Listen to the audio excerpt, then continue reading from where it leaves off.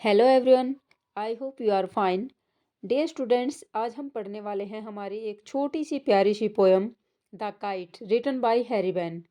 Dear students, इस poem को start करने से पहले पोएट आपसे एक क्वेश्चन करना चाहता है और कहता है कि all of us like to fly kites, यानी कि हम सब पतंग उड़ाना पसंद करते हैं। Have you ever try to fly one? क्या आपने कभी कोई पतंग उड़ाने की कोशिश की है? Read this poem about a kite as it flies in the sky.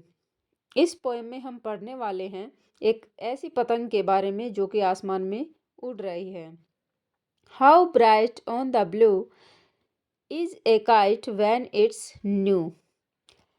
एक पतंग जब नई होती है तो वह नीले आसमान में चमकती हुई दिखाई देती है।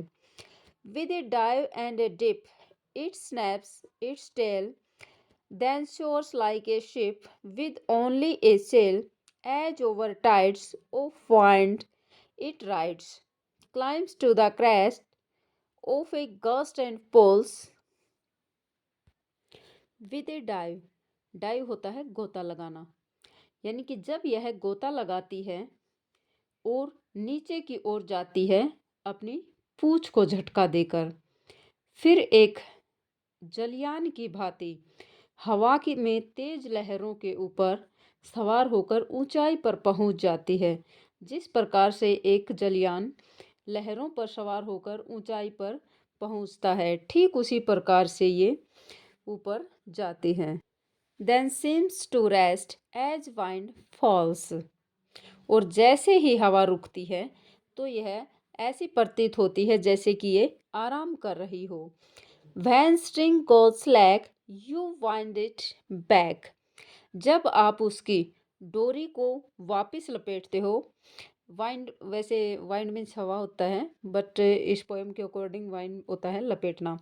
जब हम इसकी डोरी को वापस लपेटते हैं, and run until a new breeze blows, और जब तक कि एक नया हवा का झोंका नहीं आ जाता। And its wings fill and up it goes, और इसकी पंखों में नई स्फूर्ति नहीं भर देता। How bright on the blue is a kite when it's new. जब एक पतंग नई होती है तो वह नीले आसमान में कितनी सुंदर चमकती हुई दिखाई देती है।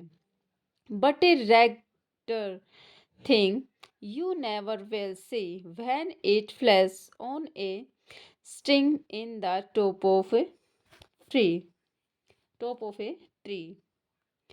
और रेक्टर होता है यानी कि बहुत ही फटी पुरानी चीज़ें, और इससे भद्दी भी, इससे बुरी भी आपने कोई चीज़ नहीं देखी होगी जब यह पेड़ पर फंसकर फटी पुरानी फड़फड़ाती हुई दिखाई देती है। डियर स्टूडेंट्स, ये थी हमारी पोएम द काइट, जिसमें पोएट ने काइट को डिस्क्राइब किया है। थैंक्स।